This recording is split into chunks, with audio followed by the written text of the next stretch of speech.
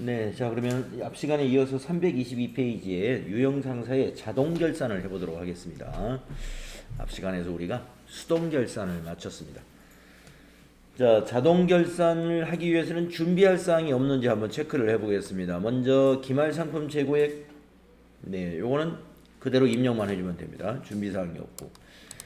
그 다음에 감가상각비 내역은 다음과 같다. 이것도 이렇게 건물, 비품, 영업권에다 입력만 해주면 되겠네요. 준비 이대로 입력을 하도록 데이터를 주었으니까.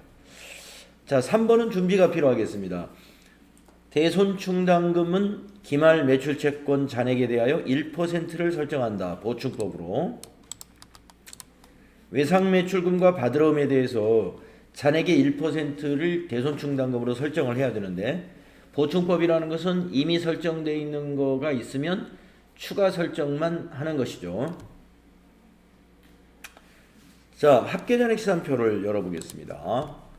합계잔액시산표를 12월 31일 결산 날짜로 이렇게 조회를 합니다. 자, 먼저 외상매출금 잔액을 보면은 여기에 643,176,000 6억 4,317만 6천 원이죠. 여기에 1%를 계산한 다음에 대손충당금이 하나도 없네요. 잔액이. 그러므로 여기에 1%를 모두 메모를 해주면 되겠습니다. 그래서 계산기를 가지고 계산을 한다 그러면 뒤에서 동그라미 2개 지우면 1%가 되는 거예요. 643,176,000 곱하기 1%. 자, 6,431,760이죠. 이거를 이제 거기 외상매출금 쪽에다 메모를 해두는 거예요. 6,431,760.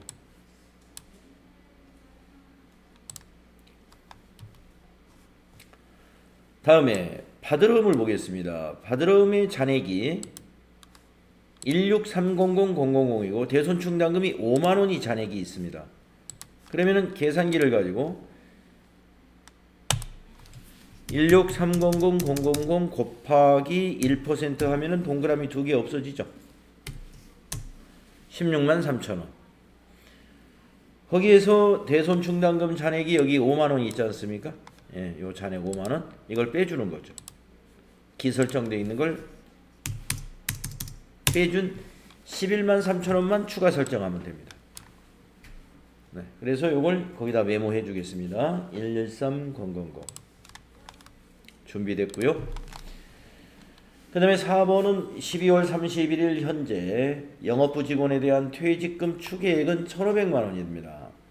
회사는 퇴직금 추계액 전액에 대하여 퇴직급여 충당 부채를 설정하기로 했고요. 해당 계정을 조회하여 회계 처리하시오. 자, 해당 계정은 뭐냐? 지금 우리가 조회하고 있는 합계잔액시산표에서 비유동 부채에 가면 퇴직급여 충당 부채 이미 설정된 이 잔액을 확인해라 하는 얘기입니다.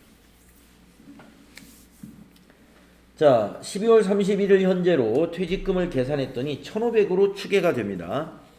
그런데 전기부터 설정해가지고 남아있는 요 잔액이 지금 1,000만원이 있기 때문에 이번에는 500만원만 추가 설정하면 되죠. 그래서 500만원만 입력할 거라고 또 메모를 해두면 됩니다. 1,500 중에서 1,000만원은 잔액이 있는 걸 확인했으니까 해당 계정 조회하라는 게 그걸 조회하라는 거예요. 우리는 500만원만 추가로 입력한다. 500만원. 준비했고요. 그 다음에 5번을 보겠습니다. 당기 법인세 등 추산액은 160만원입니다. 법인세 중간애납이나 원천징수세액이 선납세금 계정에 계상되어 있다. 그러면 이거는 선납세금 부분은 또 일반전표에서 수동분계를 먼저 해줘야 됩니다. 선납세금 자산을 법인세 비용으로 대체하는 분계는 일반전표에 미리 하고 그 선납세금을 뺀 160만원에서 차감한 금액을 법인세에다가 입력해 줄 거예요. 자, 그러면 지금 열려있죠? 합계잔액시산표에 당좌자산으로 가보시면은 선납세금 46,200원이 확인이 되네요.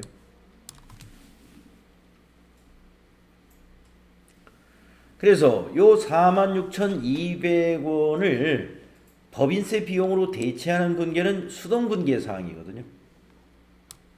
그래서 요 46,200원을 컨트롤 C 복사를 뜨겠습니다. 그래가지고 일반 전표 12월 31일로 가겠습니다.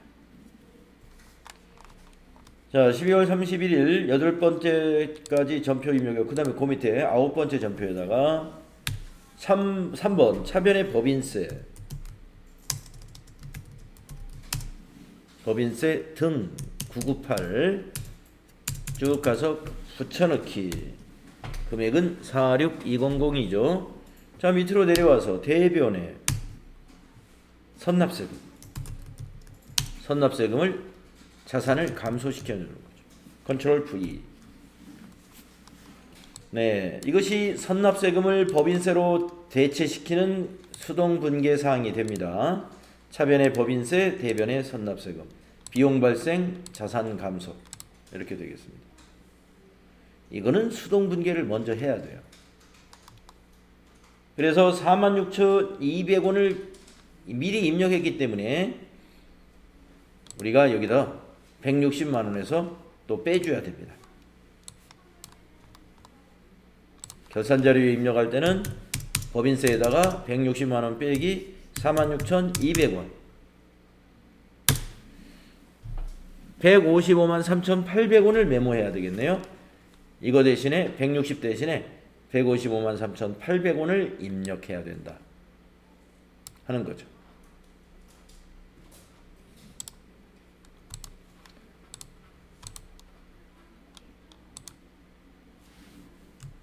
이거를 입력한다.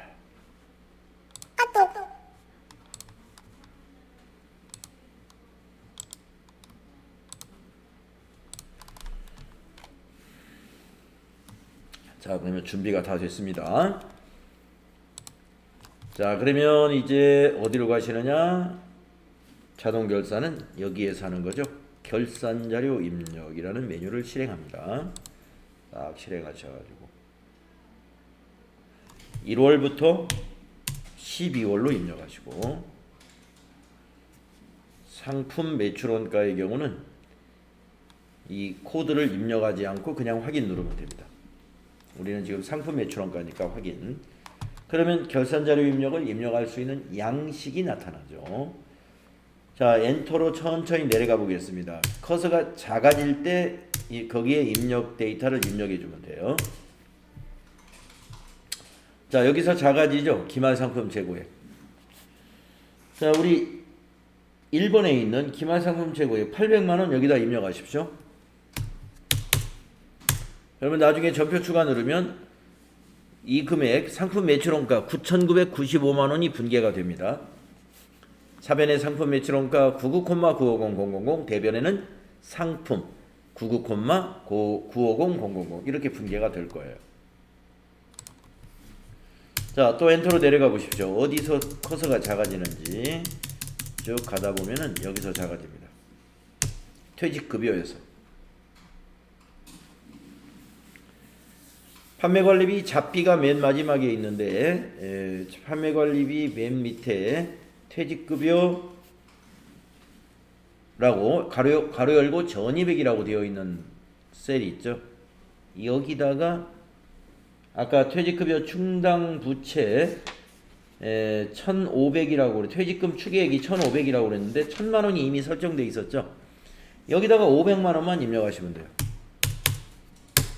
그러면 나중에 전표 추가 누르면 이 전표는 어떤 것이 만들어지냐면 분계가 차변의 퇴직급여, 대변의 퇴직급여 충당 부채, 이 분계가 만들어질 겁니다. 500만 원으로. 그러면 기설정되어 있는 1,000만 원이 더해지면서 결산에는 1,500만 원으로 표시가 되겠습니다. 퇴직급여는 500만 원 더해지고, 그리고 퇴직급여 충당부채는 1,500으로 표시됩니다. 자, 엔터로 또 내려가 보겠습니다. 퇴직연금 충당금 전입액은 없으니까 지나가시고, 자, 감가상각비 건물에서 셀이 작아지죠. 네, 2번의 자료 중에 건물 감가상각비 600만 원 있지 않습니까? 여기다 입력하십시오. 차량 운반구 없으니까 엔터로 지나가시고 비품 감가상각비 120만 원 있죠? 여기다 입력하십시오. 건설 중인 자산 감가상각이 없습니다. 지나가고 대손상각에서 외상매출금에서 멈추죠? 네, 대손상각의 외상매출금 아까 메모한 숫자 6431760 6431760 입력하십시오. 그리고 받으러 메모한 거 113000 11만 3천원 입력하십시오. 그러면 요 대손상각비는 654,760이고 차변에 대변의 대손충당금은 109번과 111번으로 나눠져 가지고 이렇게 두 개로 대변이 갈 겁니다. 그리고 감가상각비는 720만 원으로 되고 대변에는 건물 감가상각 누계액 또 비품 감가상각 누계액으로 분계가 될 겁니다. 자, 엔터로 내려가 보겠습니다. 미수 수익에 대한 거 없었죠? 선급금에 대한 거 없었죠? 자, 무형자산 상각의 영업권. 아까 2번에 결산자료 입력 2번에 영업권 상각비 150만 원 있습니다. 여기다 150만 원 입력하십시오. 그러면 요 150만 원은 어떻게 분계가 일어나느냐? 차변에 무형 고정자산 상각비 판매관리비고요. 대변에는 그냥 이건 직접 상각이니까 대변의 영업권. 유형자산처럼 뭐 감가상각 누계액이 없죠. 그냥 영업권으로 분계가 될 겁니다.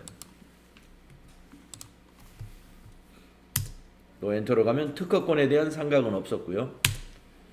소프트웨어도 없었고 영업 그러면 이제 쭉 내려가 봅니다.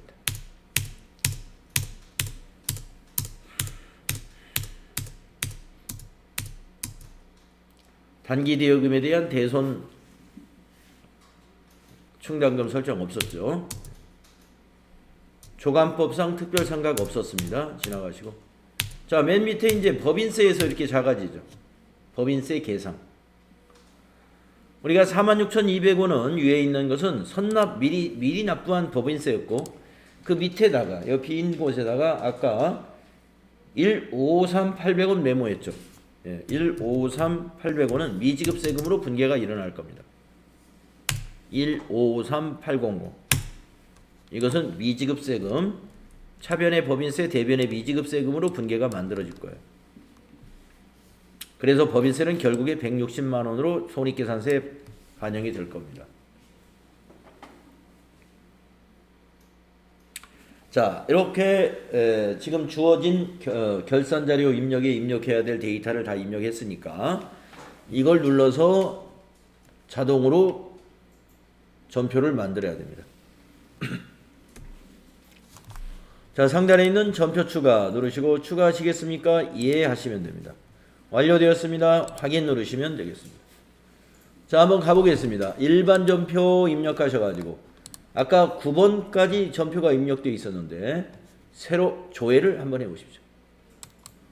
조회를 하면 10번부터 보시겠습니다. 10번의 차변의 상품 매출원가 99,950,000 대변의 상품 매출원가 대체 분계가 만들어졌고요. 다음 11번 퇴직금 추계액 500만원 1,500 중에서 500만원 추가 설정했죠. 차변의 퇴직급여 500 대변의 퇴직급여 충당부채 500만원. 다음 12번 건물과 비품에 대한 감가상각 했지 않습니까? 차변의 감가상각비 720만원 대변의 203번은 건물에 대한 감가상각 누계액 213번은 비품에 대한 감가상각 누계액입니다. 그 다음에 13번 전표 보시면은 외상매출금과 받으름에 대해서 대손상각비 입력했죠. 그래서 차변에 손익계산서로 가는 대손상각비는 6,544,760 대손충당금 109번은 외상매출에 대한 차감계정으로 대손충당금 111번은 받으름에 대한 차감계정으로 대손충당금이 되겠습니다. 그 다음 14번 전표 보면은요. 우리가 영업권을 상각하는 데이터 150만 원 입력했죠? 그래서 차변이 무형 고정자산 상각비 판매관리비고요. 대변에는 영업권 무형 고정자산 고정자산에서 직접 상각합니다. 대변에 영업권. 다음에 법인세 15번 전표 보면은 차변이 법인세 155만 3,800원. 이것은 아직 납부하지 않은 법인세니까 대변은 미지급 세금 155만 3,800원. 네, 이렇게 분계가 되죠. 네. 그래서 결산자료 입력에서 전표 추가 눌렀을 때 어떤 우리가 입력한 데이터가 여기에 이렇게 일반 전표에 자동으로 전표가 만들어진다 하는 것입니다. 네, 그래서 결산자료 입력에 의한 자동 결산을 유형상사과를 마쳤습니다. 자, 그러면 이어서 이제 회계정보 분석이 쭉 있는데요. 회계정보 분석. 네, 지금까지 이제 입력한 데이터를 가지고 이제 회계정보 분석을 장부를 조회하는 문제입니다. 요거는 장부를 조회하는 문제.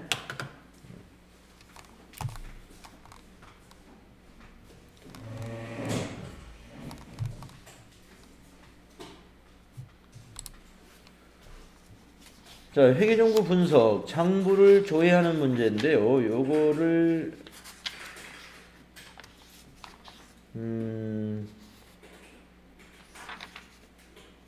한 두어 개만 저하고 같이 해보고 나머지는 여러분이 스스로 하실 수 있을 거예요. 그래서 한 10여 분간 시간을 드릴 테니까 한번 각자 한번 해보시는 걸로 하겠습니다.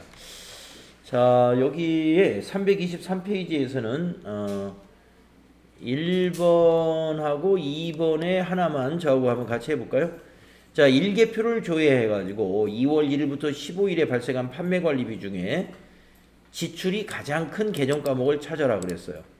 그럼 일개표를 한번 가볼까요? 일개표. 1월개표에 일개표가 있죠. 가가지고 2월 1일부터 2월 15일까지만 입력을 해서요. 판매관리비가 여기서부터 여기가 판매관리비죠.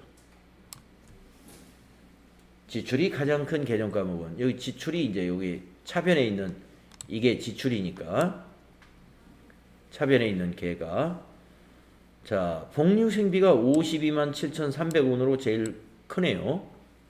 그래서 답은 복리후생비다. 이렇게 찾아낼 수 있으면 되겠습니다.